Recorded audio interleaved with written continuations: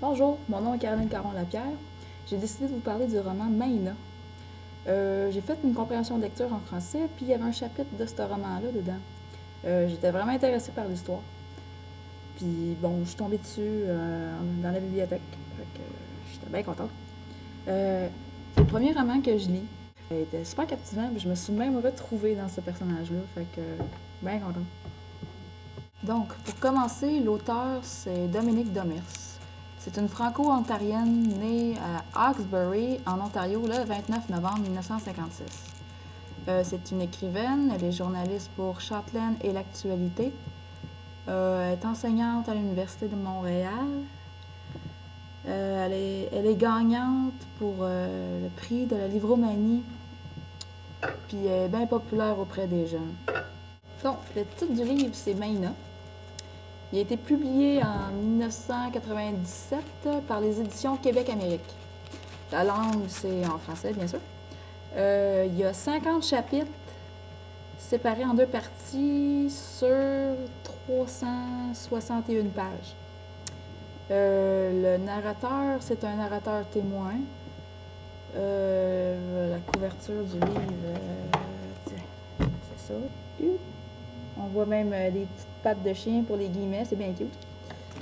Le résumé du livre, c'est une histoire d'amour, d'aventure, puis de survie.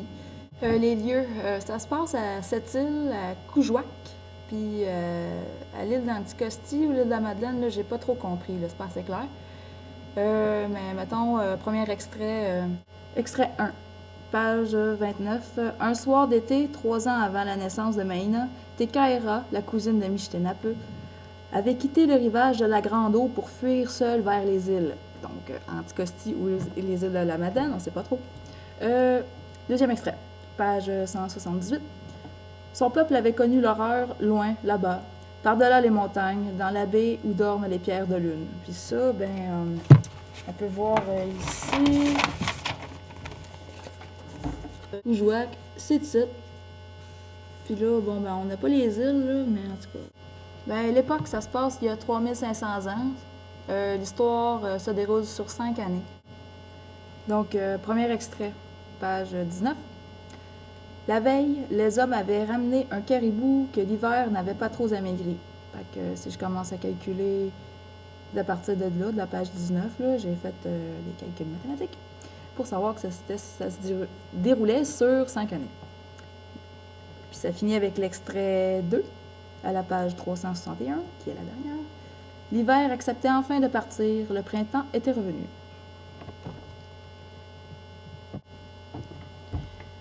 Les 3 personnages principaux, la première, c'est Maïna, bien sûr. C'est une jeune femme amérindienne assez courageuse et fière. Elle est fière de sa tribu. Sa tribu s'appelle les Presque-Loups. Elle a environ 13 ans, parce qu'à un moment donné, il parle de ses menstruations. Là. Elle commence à être femme, puis il faut qu'elle soit initiée. C'est pour ça que je dis environ 13 ans. C'est la fille du chef, puis en même temps le chaman de leur tribu. Elle chasse comme avec les hommes. Là, elle serait supposée de préparer la fourrure puis tout, là, faire à manger, sauf qu'elle en a tellement dedans que elle fait comme les hommes, là. Elle va chasser, puis il n'y a pas grand-chose qui lui fait peur. Elle se démarque, disons. Le deuxième personnage se nomme Manu Tabi.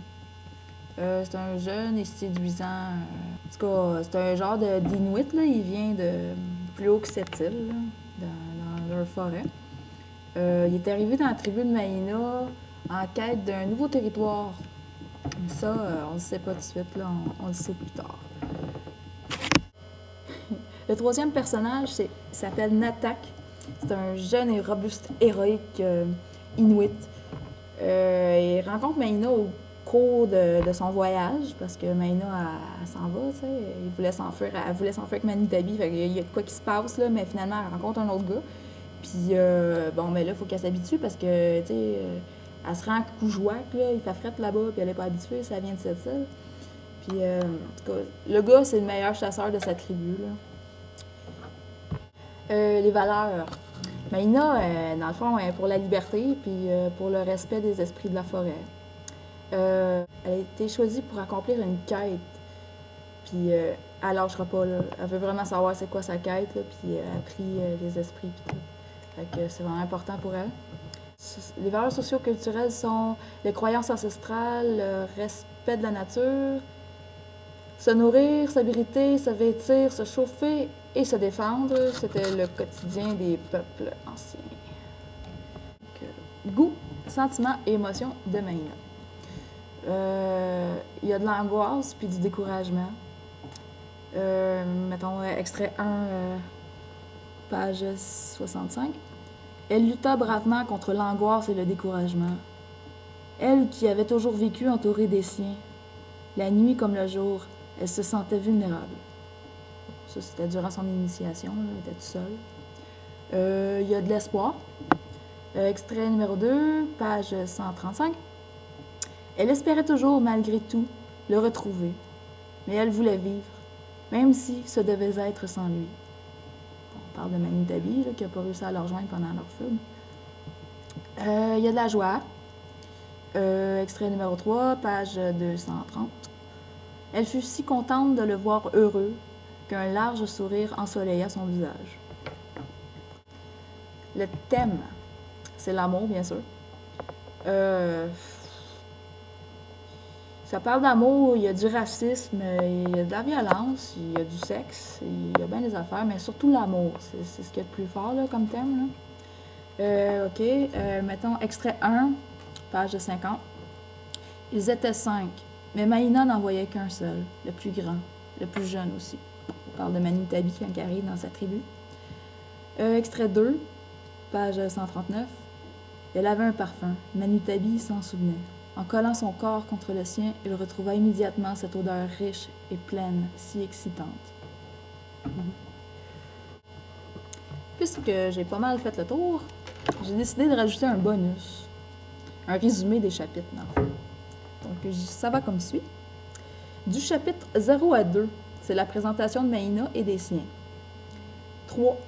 L'arrivée de Manitabi dans la tribu des Presque-Loups, la tribu à Maïna. 4, c'est l'initiation de Maïna, quand elle devient femme. 7, premier accouplement entre Maïna et Manitabi. 9, la mort du père de Maïna. 12, les amoureux tentent de s'enfuir en secret, comme je l'expliquais tantôt. 15, Manitabi est capturée et torturée par Saito, le fiancé de Maïna, parce qu'elle était promise à un autre gars, là, mais il était trop cruel, là, fait que, en tout cas, c'est pour ça qu'il voulait s'enfuir. 17.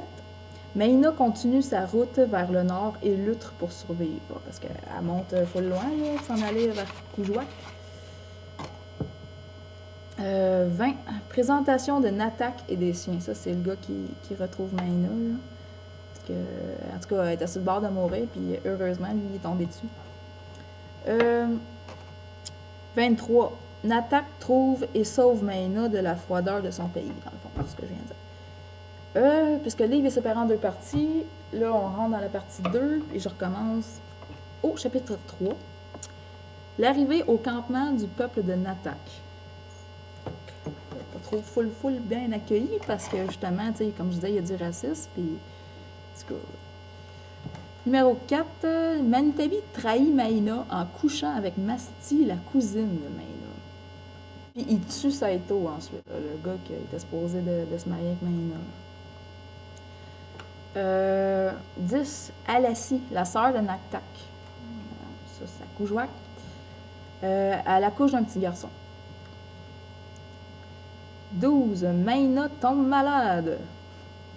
19, Maïna décide de se faire tatouer et scarifier comme toutes les femmes de la tribu de Natak. Ouais, dans le fond, c'est ça. Ils ont comme toutes des cicatrices en face, là, juste pour être marqués. Là, ça fait partie de leur coutume.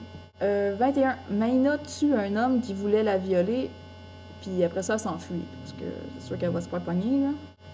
Et 26, le dernier chapitre. Natak part retrouver Maïna.